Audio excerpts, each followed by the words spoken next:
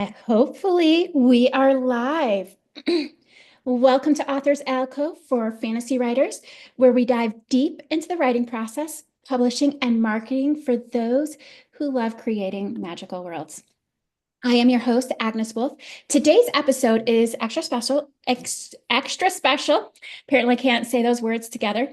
We're joined by the brilliant Megan Mary, who's a metaphysical author, a dream analyst, which I'm very intrigued by, and mystic behind the series Witches of Maple Hollow. The first book is The Dream Haunters, and her new book, the second in the series, is The Dream Mirrors, which was just released.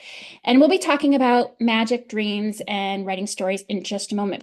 Before we get there, I did want to remind you guys that we do have the summer book giveaway. I'm just going to highlight 3 books here real quick. We have A Heart Aflame by Rebecca Maeve Hartwell. She is my developmental editor. Love her as a person, loved her book, really recommend. It's a series, so if you win this book, you have tons more that you get to read after. We also have Angel of Water and Shadow. It is a new age, a little bit of romantasy in there, mostly just fantasy. And then the last one is The Inhabitants, which is about a haunted house. And I have not read these 2 yet, but they are definitely on my TBR. Anyway, now that we have Megan here, I just want to say thank you so much.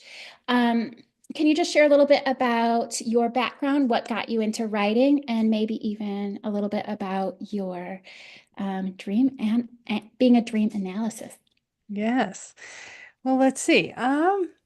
I have always been fascinated with everything ethereal and esoteric and mysterious. And so I started to get into dream work again. So I had amazing dreams when I was younger, but I didn't pay much attention to them. And I was curious why we spent so much time dreaming, but nobody really seemed to have the answer. And the dream dictionaries didn't really seem to help with finding solutions. And so it wasn't until I was much older that I started really paying attention to my dreams again. And when I did, I had a dream about a talking cat.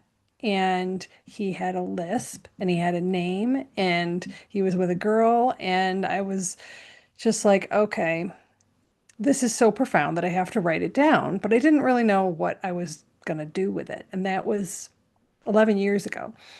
And so over the years, I played around with the idea. I wrote what was a short story at the time and then set it down and didn't touch it again until the dream work came back in. And all of a sudden, the story really took on a life of its own. It really became something different. And the dreams started to integrate with the story. And it really became a metaphorical story that paralleled what was happening in my life with my spiritual awakening and spiritual remembering and all of these amazing unexplainable metaphysical experiences. And so that was the impetus for the beginning of the first book, The Dream Haunters, and it grew from there. Neat. Do you mind just sharing a little bit about the trilogy, like the main characters and what we can expect from reading the trilogy, or Definitely. specifically the first book? Definitely, yeah. So Hannah Sky is the main character, and she's a young woman in search of meaning, and she doesn't really have a clear direction in her life, and she's wondering what her purpose is. And she receives a cryptic letter from her missing and eccentric Aunt Julia. And she's been having this recurring dream about a pumpkin patch that she just can't figure out what it means. And it unfolds into a spiritual journey for her to a mysterious island of eternal autumn called Maple Hollow, where she discovers the mystical Sky Manor and finds out about her magical family legacy. And she's haunted by shapeshifters that are bent on trapping people in their nightmares. So this is the the book there. And so Hannah, with the help of wise villagers and feline companions, including a talking dream guide, must solve the riddle and unlock the powers and dive into the dream dimension to save her aunt by Halloween night when the veil between the worlds is thinnest. So how do, because dreams obviously mean a lot to you, not just in your books, but how do your personal dreams influence your storytelling? Or So don't they? there's a lot of them in there. Yes. So in addition to the main characters being part of my dreams, a lot of my dreams are in the book. So some of them are real, some of them aren't, and you'd have to read it to figure out what ones they are. But there's 13 dreams in the book, and there's 31 chapters because it takes place at Halloween, which is my favorite holiday. And it really follows Hannah through her existence over the course of probably like 1 to 2 weeks at the end of October. And she's constantly oscillating between waking and sleeping and dreaming, just like we do. So there's a lot of oscillation and alteration there in terms of the conscious states of the subconscious and the waking conscious. And so she is begins to be very curious and very influenced by her dreams and starts realizing that they actually do hold meaning and that they are really a special place that is possibly an alternate reality or another dimension, and that she has abilities that she never dreamed of. So I love to hear that it's based on Halloween because we were just talking before this that I have a Meet the Author book club that I did last year.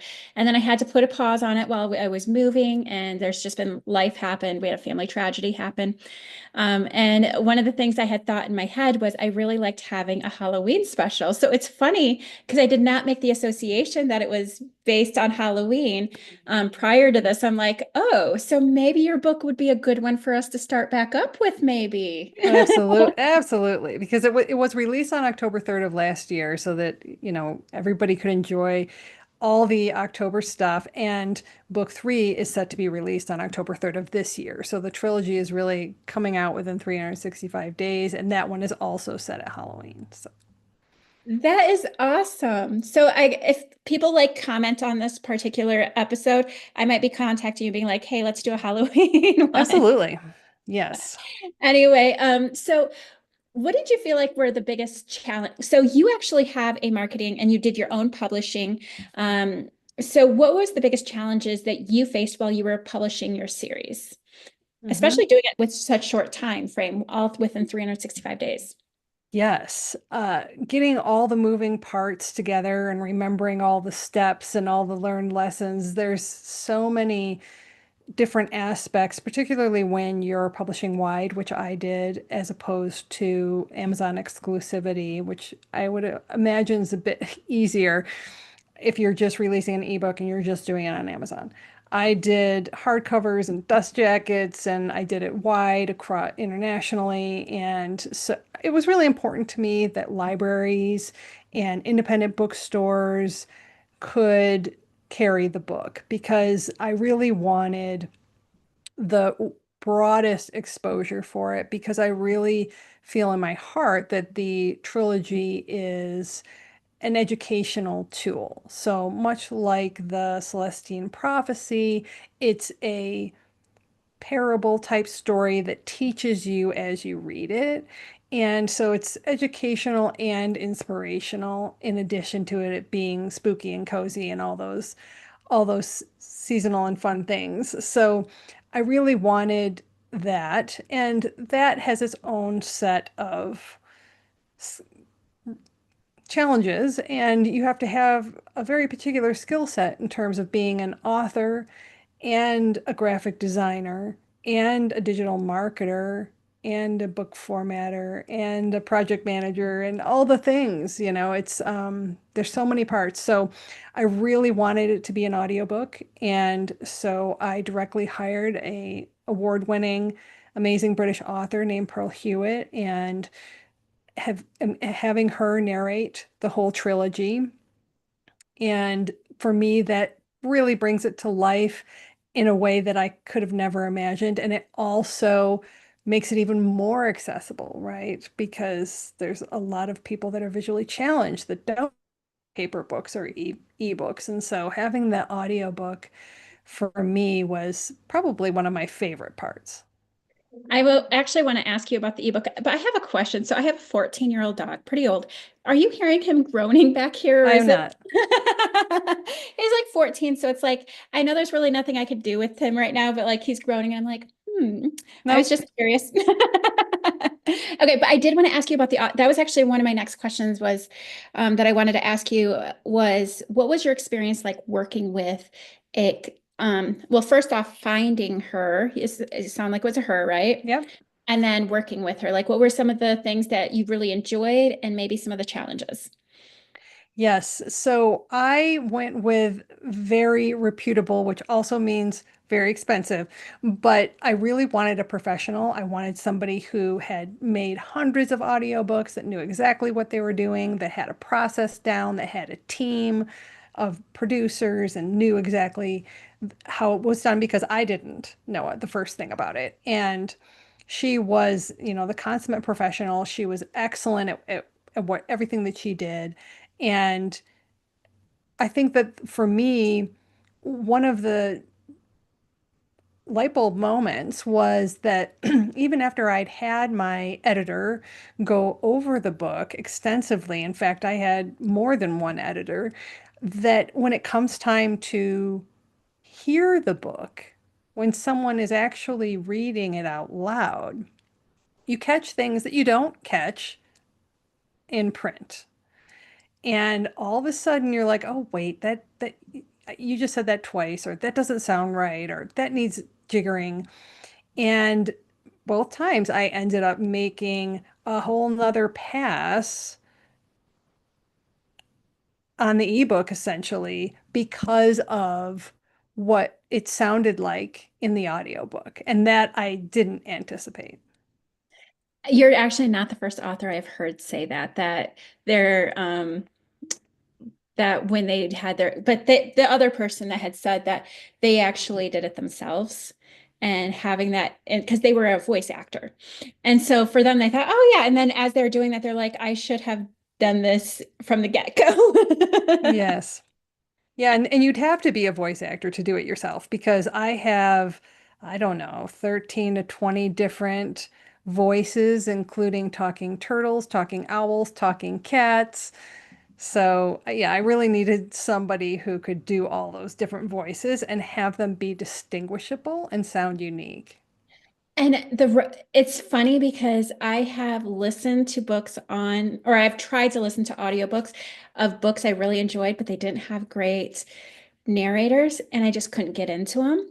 And there Hmm. have been ones where like I actually struggle to read through the book and then I listen to it on Audible and I'm like captivated. Like, and my daughters are so funny. They'll listen to audiobook and then we go to listen to another person and they just don't like the book. And I'm like, I know it's not the book that they don't like. It's that they loved the last audiobook narrator so much that the Yes. person's like not doing It can it. it can make or break it because you have to listen to that person for hours on end, right? So it has to be a voice that resonates with you and that you enjoy listening to. And what I really enjoyed about Pearl and what a lot of other readers or listeners have said is that it almost sounds like a fairy tale, like you're sitting around the fire and she's saying long, long ago in a place far away from here, and she just takes you there. And it's very soothing, and I call it a fairy tale for adults, really. And I mean, it's for all ages because people have said, "Oh, this sounds middle grade," or "This sounds young adult," and it is too. So you do not have to share what chronic illness, but I do know that you have been open that you struggle with chronic illnesses, and I did as well. I have ulcerative colitis, arthritis, asthma. I actually don't even have a colon because my ulcerative colitis was so bad. So I've spent a lot of my life in hospitals, in doctor's appointments, and all of that. How has writing a book, publishing a book, and doing like three in a year, while also dealing with chronic illness. What has that experience been like for you? Yes, I mean, it comes with its own set of challenges, right? You have to learn to give yourself grace in every aspect of the word. And that's for both on the writer side and the chronic illness side, because stress makes chronic illness worse. And so you have to be aware of how much you're putting on your plate, which I'm really bad at because I'm a type A person in terms of being very driven and very productive. But on the other hand, it was very healing because in book three, I actually delve into that a little bit more and bring in that illness or dis-ease aspect. Because when we have dis-ease, many times it's the physical manifestation of something that begins in the auric and the ethereal body. And so it's not that it just showed up in the body, it finally showed up in the body because of all the other planes that it exists on. And so the book itself is very much a message about spiritual healing and awakening and recognizing that we are more than the physical body. And so as I went through my own healing, that really was tracked in the story of the trilogy. And it's interesting that you were saying that because so I grew up in a very Christian community. And so the idea of the aura or its chakras and all of that sometimes is rejected. And how I've explained it to some of my friends, especially chakras, I think it's actually like chakras. I can't say that CH the way that you're supposed to say it, but um, is that like if you ask somebody or like um tell them that imagine somebody died, where do you feel it in the body? I mean, you're going to physically feel when somebody dies in your body somewhere, and that's the chakra that is being affected. And I think that some people like dismiss that because they think it's like voodoo or whatever, and it's actually it's not even like it's spiritual, but it's also just psychological too. And like that's, I have found that very interesting. And one of the things I've heard from nurses say even is that the most common thing to happen for a recent widow is to come in and have pneumonia because the heart chakra, their love of their life just died, and then they end up having pneumonia. And it's interesting, like when I learned that, because I was diagnosed with asthma after I had like 12 miscarriages. And it was like a few years after the 12 miscarriages. But I never actually thought about the fact until I was learning all about this, that those affected, I think, my heart and my lungs and that sort of thing. So I think that's really awesome that you're exploring that in your book. So do you have other symbolisms in your book that you have used in order to like deepen the reader's experience? Yeah, there is so much. It is so rife with symbolism that I actually have free discussion guides on my website at meganmary.com so that you can really dive deep into all the Easter eggs that I've left there and all the topics that you can explore. And I actually do go into the chakras in book three because they are really energy centers in the body and they're keys really that when we're blocked, they create problems, right? And that we want to unlock them and have them be spinning freely all the time. And so there are so many, I have a list somewhere and I don't have that, but there are so many things. The trilogy takes place at Mercury retrograde, first off. So all three books take place during that period, which is a very specific astrological, astronomical, you know, event.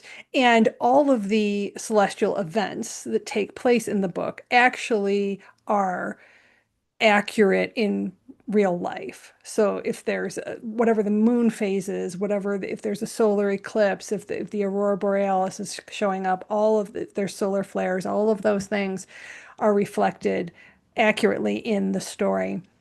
But there are also so many instances of numerology and using crystals and using spells and vortexes and using dreams. And the symbolism really is multi-layered.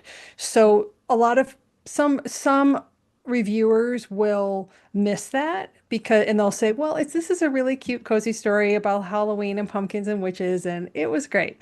And that's great because they still enjoyed it. But then there's others who are a little bit more awakened and understand all the other deep metaphysical topics that are being explored in that story, and they'll say, oh, this was really profound, like this suggestion, the different the way that I weave in quantum theory and other philosophies and psychology and um, ancient mythologies. There's a lot of Celtic history and Celtic language in the book. So there's a lot for everybody, depending on where you are in terms of your journey into metaphysics.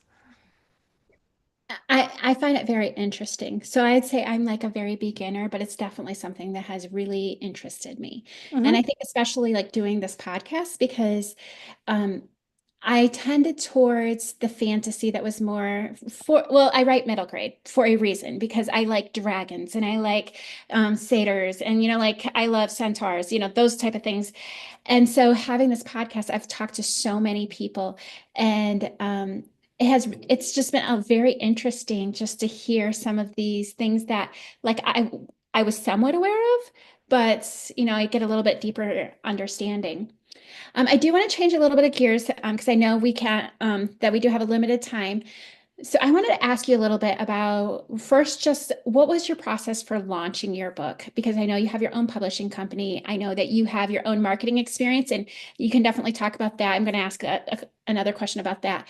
But what was your experience about launching your book and also about having three of them in a 365-day time frame? What was your motivation and how has that been for you? Yes. That's a So, lot of questions. yeah, a lot of stuff there. Strategies. So, my career has been really in the web industry, creating websites from the time that the internet was created, really.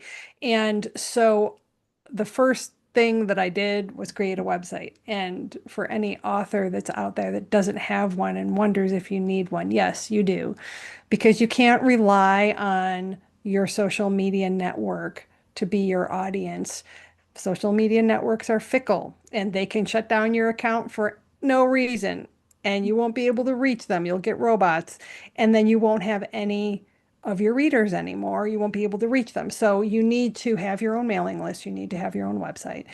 And so that's the first thing. And the second thing is that one of the ways that websites are marketed is on search engines, right? And one of the ways that you find things on search engines is with keywords. And so when you search on something, you have your search results that come up, and those are either paid or organic. And you have to think about that when you're marketing your book. And that's not just on Amazon, but it's very important on Amazon as well. And so the keywords that you choose have to be ones that people are searching on, and they have to be relevant to your book, and they need to be mentioned in your subtitle and in your description. And then when you pick what to categorize it under, you have to strategically do that, not just willy-nilly. And those categories change all the time. They're always adding categories, and they even have something called ghost categories to speak of spooky things. And those are categories that you don't want to pick because if you pick a ghost category unknowingly, your book cannot rank in there. Oh, And so there are very specific strategies that I employ with my clients at Inner Realms Publishing, where I help them pick the right keywords and categories. And when it's done correctly and you layer that with promotional events, virtual promotional books, book promotions, you can achieve bestseller status because you've researched the categories and strategically found ones that you can rank in. And so that's really important for visibility because when you rank number one, Amazon algorithm starts to recognize you, starts to suggest your book under other ones. So when people are searching on more well-known books, yours may show up as a you may also like because you've hit number one. And so you really want to pay attention to the ranking. Um, those things are all important when it comes to that. And, I've worked very much as a project manager as well in the digital space. So I understand how to plan a launch of a website or any other digital product and have there be a timeline. So I set up a timeline for my book. I had dates of when everything has to happen. This is when I finish the first draft. This is when it goes to beta readers. After that, it goes to my editor. Then it comes back to me. I do my edits. Then it goes to the audiobook narrator. Then it comes back. Then, all the things that has to happen, filing for the copyright and getting the ISBNs. And, when you have a series, one of the most important things is that you launch the pre-order for the next book when you launch the most recent book. So I just launched book two. I had my cover designer make sure that the front cover was ready, even if the back cover wasn't, for book three, so that I could put up that pre-order on the same day that book two went out. So now I have 6 months to promote it and to finish it, but I'm already taking pre-orders. And with that strategy combined with the category and keyword strategy, in the promotional stuff, the promotional events, I was able to get 436 pre-orders on book two before it launched, which for an author who's only been in the game less than a year is huge. Yeah, that is. I've only heard of one other person who's had that much success with their pre-orders. Is that part of why you wanted to do it within that 1 year time frame? Is that you wanted to be able to do that pre-order? Um, I heard that rapid release was a known strategy. And a lot of those people that do rapid release have already written the books. So they write book one, two, and three, and then they release them a couple months apart from each other. Well, I hadn't written them. So I had to do that. I had to write them within 6 months' time each round. Next time I might write a little bit ahead because it's a tight squeeze. so what keyword research tool do you use to help you figure out ranking? I use KDP Rocket. There is other ones that I investigated, but I use the one from Kindlepreneur, and I highly recommend it. And they used to have a one-time fee. Now they're going to an annual subscription. So now is the time to purchase it if you're thinking about it. And if you're not, adept technologically to that, and you just don't understand all those moving parts, that's why I offer the service to women authors. So to help them on the tech side, because I know a lot of authors are just specific in their specialty and they don't really have all that digital knowledge. So you had mentioned that if people want to work with you as far as marketing, where can they go to work with you? Yes, so my author site is meganmary.com, but my publishing site is innerrealmspublishing.com. Inner as in INNER realms. Yes, Inner Realms. I did not have that written down, so I'm going to make sure I add that to my notes. Yes, Inner Anyway, Realms Publishing. Mhm. I do know we need to wrap up and I want to make sure that you get to your appointment on time. So I just would, with where you are right now, looking back, what do you wish you had known before starting your writing journey? So many things. Yeah, I've started a haphazard list of lessons. I think one of the most tricky things is launching it yourself on multiple distributors and having it come out the day you plan. Because when you're traditionally published, you can arrange that with Amazon, but when you're not, you're privy to Amazon's rules and so on, and something always inevitably goes wrong. So that is one of the things. Pay attention to those dates, especially when you're putting up your pre-order, because when you pick that pre-order date, you can only change it once, and if you miss that date, you can't publish another book for another year. So it's really important that you commit to Oh, that pre-order date and try to hit it. okay. I So didn't know that. yeah, there's a lot of there's a lot of rules that you have to be aware of and to play the game. And you make mistakes and you make a note and you don't make that mistake again. But along the way, there's a lot of moving parts. So that's one of them. The other is just to do the work that you need to do the spiritual work that you need to do in terms of imposter syndrome upfront. And because I did that before, well, I wouldn't say before, in the 10 years that I was not finishing book one, that was part of the issue.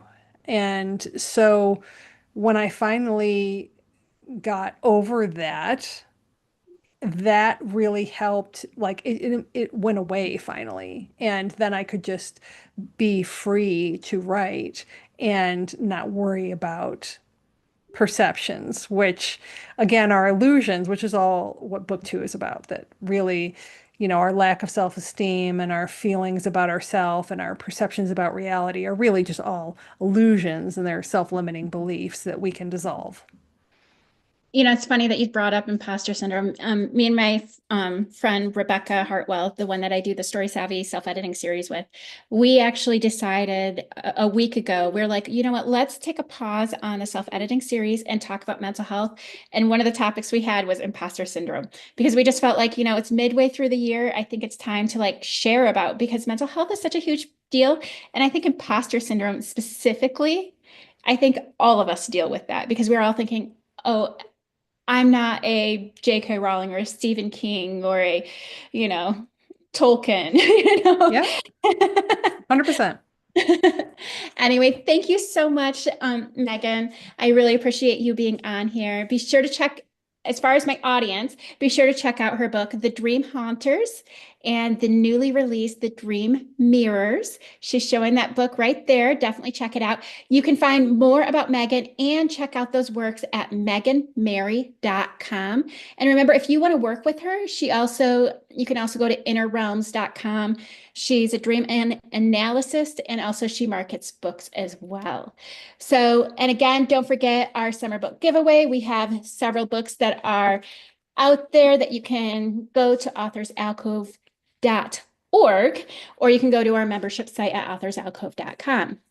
We also have a Patreon. I always love when people get on there and show me a little bit of love by giving some support. That really helps me continue to be doing what I'm doing. And also, I just want to thank again, Megan, very much. I do believe that we are planning on having you on again in the future. And next time, we're going to talk a little bit more in depth about the marketing. So I'm Excellent. about that. Thank you